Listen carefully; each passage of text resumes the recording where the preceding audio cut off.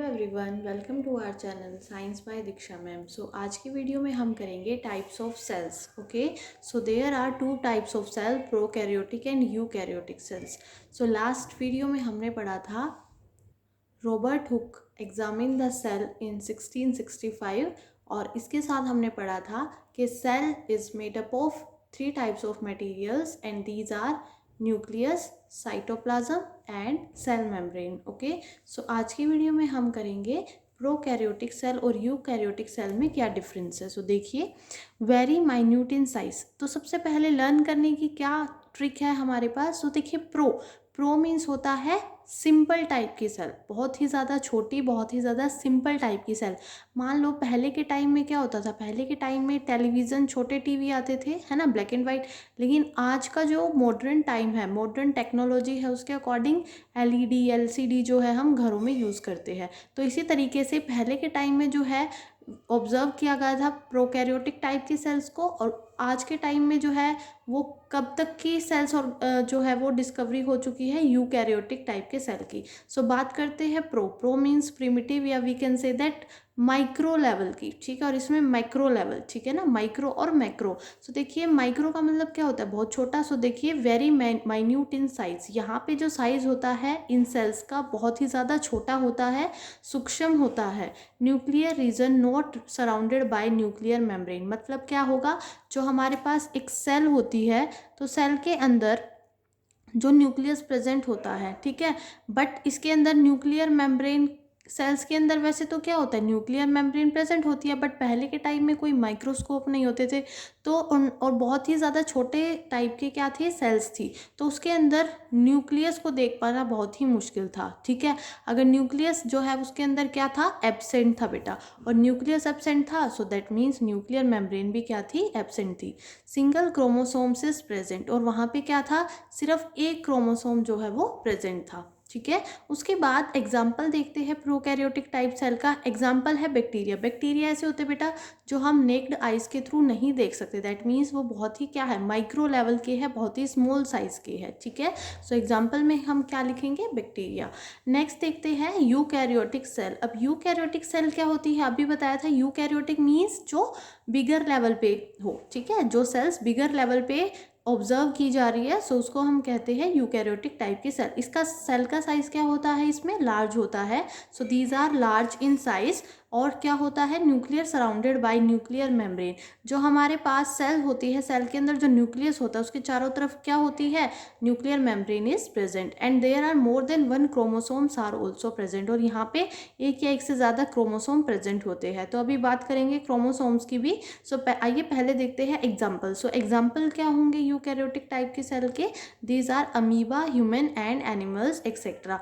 यहाँ देखिए, अमीबा जो होता है वो अपनी स्ट्रक्चर जो है वो चेंज करता रहता है, मतलब amoeba can very their shape, ठीक है, वो अपनी शेप को वेरी कर सकता है।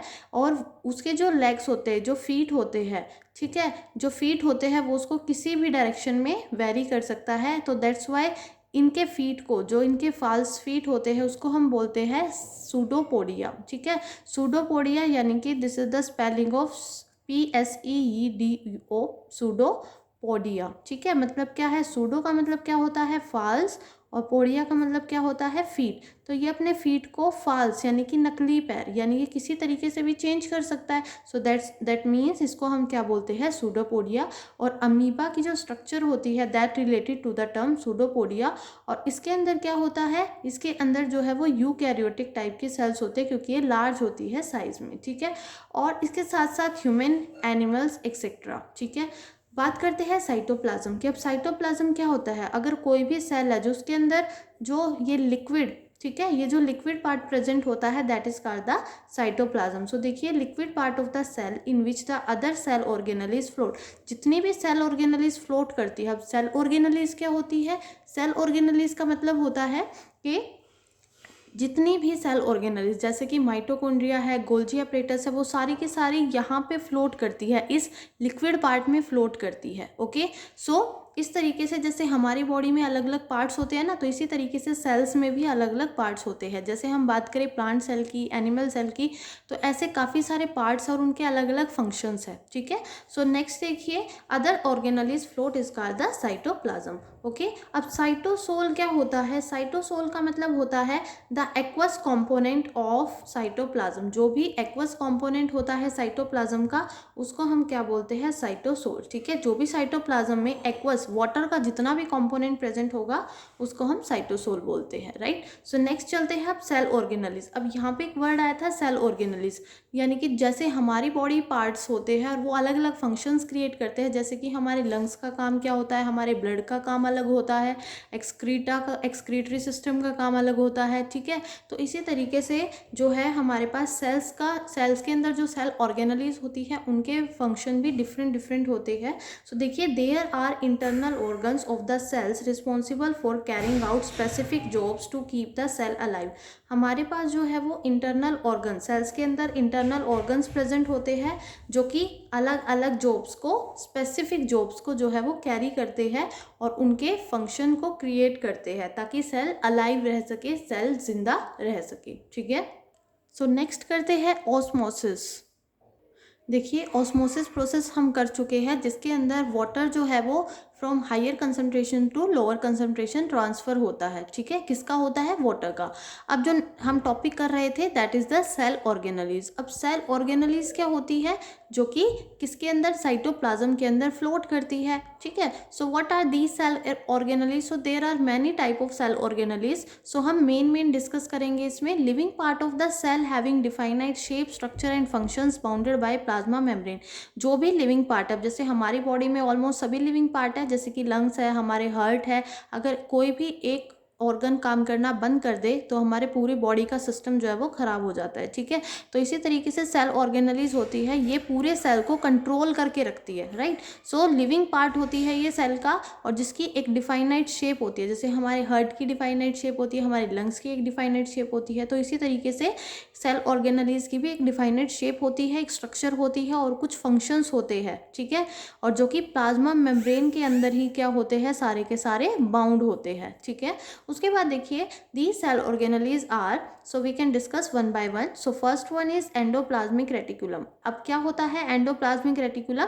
सो we will discuss later. Next है Golgi apparatus, lysosomes, vacuoles, mitochondria and plastids. Okay, so I will repeat again. So endoplasmic reticulum, and we can say ER. ठीक है, we can say this ER, endoplasmic reticulum, Golgi apparatus, or we can say Golgi bodies. Okay, so lysosomes, vacuoles, mitochondria and plastids. So ये क्या क्या functions करते हैं? चलिए one by one discuss करते हैं।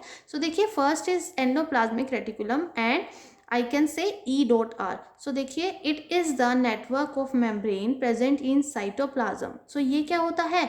मेम्ब्रेन का एक नेटवर्क होता है। ठीक है, ये जो मेम्ब्रेन्स होती है उनका एक नेटवर्क होता है। मान लीजिए ये हमारा न्यूक्लियस है, ये हमारी क्या है? सेल मेम्ब्रेन है, और यहाँ पे एक नेटवर्क है ER, तो इसको हम क्या बोलेंगे? ER बोलेंगे। सो देखिए, ये क्या है? It is present in cytoplasm. कहाँ पे प्रेजेंट है? इस लिक्विड पार्ट में प्रेजेंट है, और ये लिक्विड पार्ट क्या होता है? Cytoplasm. And these are present in eukaryotic cell. और ये कहाँ पे प्रेजेंट होती है? यूकैरियोटिक सेल में। क्यों होती है? क्योंकि जब भी हमें फीचर्स पता चले मॉडर्न टाइम में कि हाँ सेल्स के अंदर ये चीज़ें भी होती है, तो वो सिंपल सी बात है, वो थोड़ा बड़े साइज़ की होगी, और बड़े साइज़ की जो सेल होगी वो किस में आती है? यूकैरियोटिक टाइप की सेल में। बहुत ही सिंपल है। सो देखिए, there are 2 types of cells. So ER के जो होते हैं वो 2 टाइप्स होते हैं, स्मूथ और रफ एंडोप्लाज्मिक रेटिकुलम। अब ये स्मूथ और रफ क्या होते हैं?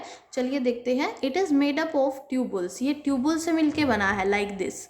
ठीक है, ये ट्यूबुल्स होते हैं, एक के ऊपर एक स्टैक्स बने होते हैं, तो ये ट्यूबुल से मिलके बनता है। It helps in manufacture of fat molecule. अब इसका फंक्शन क्या है? ये हेल्प करता है मैन्युफैक्चर करने में, किसको? फैट मॉलिक्यूल्स को, लिपिड्स को, और इसके अंदर राइबोसोम जो होते हैं वो एब्सेंट होते हैं। ठीक है, सो आप क्या लिखेंगे? ये मेनली जो है वो मैन्युफैक्चर करता है मॉलिक्यूल्स को, फैट मॉलिक्यूल्स को और लिपिड्स को, बट राइबोसोम्स इसमें क्या होते हैं? एब्सेंट होते हैं। अगर हम बात करें रफ एंडोप्लाज्मिक की, सो ये थोड़ा सा क्या होते हैं? ये थोड़ा सा रफली होते हैं।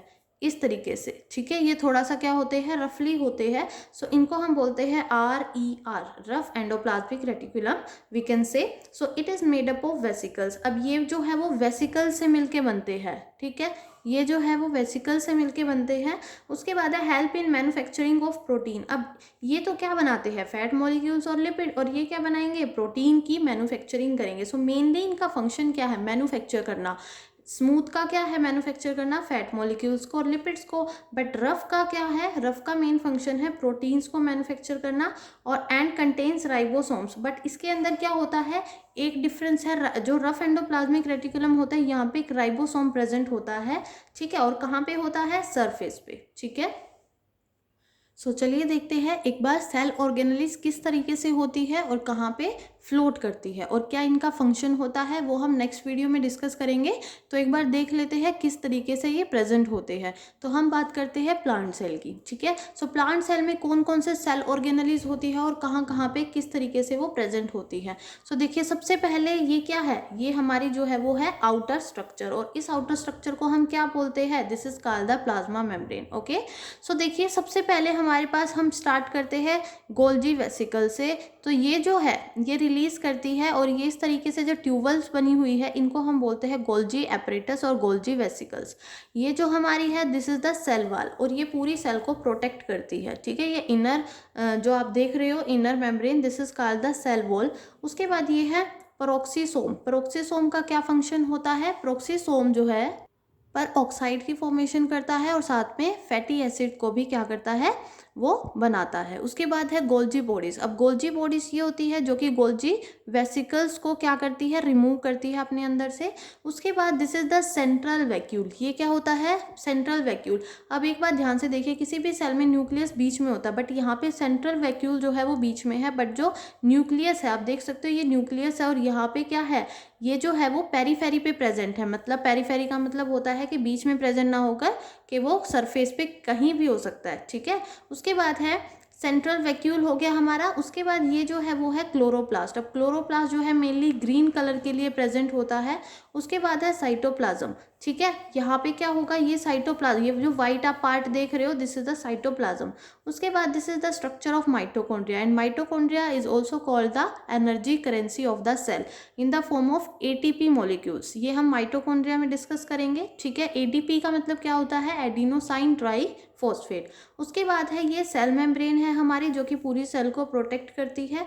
उसके बाद यहाँ से हम बात करते हैं दीज आर द राइबोसोम। अब राइबोसोम क्या होते हैं, राइबोसोम्स को भी मैन्युफैक्चर करता है, अभी हमने पढ़ा था, ठीक है। उसके बाद हमने अभी पढ़ा है SER, स्मूथ एंडोप्लाज्मिक रेटिकुलम। आप देख सकते हो ये जो वेसिकल्स देख रहे हो आप, ये जो ट्यूबल्स देख रहे हो ये स्मूथ है बेटा। और रफ की बात करें तो इस तरीके से रफली स्ट्रक्चर होती है इनकी, और ये किसको मैन्युफैक्चर करते हैं, ये मैन्युफैक्चर करते हैं प्रोटीन्स को, ओके। उसके बाद है this is the cytoskeleton part, ठीक है। अब साइटोस्केलेटन के 3 पार्ट फर्दर होते हैं, and these are the microtubules, intermediate filaments and microfilaments, ठीक है। These are the parts of cytoskeleton, okay. So हमने जो है वो प्लांट सेल के बारे में पढ़ लिया है, और इसके अंदर जितने भी सेल ऑर्गेनेलिस प्रेजेंट है उसको भी हमने देख लिया है। तो अब इनके मेन फंक्शंस क्या है वो हम देखेंगे नेक्स्ट वीडियो में, ओके। सो अगर आपको वीडियो पसंद आई है तो इसको लाइक कीजिए, शेयर कीजिए और ज़्यादा से ज़्यादा सब्सक्राइब कीजिए, ठीक है। देखिए सब्सक्राइब में आपका कोई भी पैसा नहीं लगता, it is free of cost, okay. आपके एक सब्सक्रिप्शन से मुझे जो है वो मोटिवेशन मिलेगा, ताकि मैं और फर्दर वीडियो बनाऊं और फर्दर आपको इस तरीके से प्रेजेंट करूं, ओके। और आपको अगर वीडियो अच्छी लगती है तो आप कमेंट बॉक्स में कमेंट भी कर सकते हो। सो तब तक के लिए थैंक यू सो मच।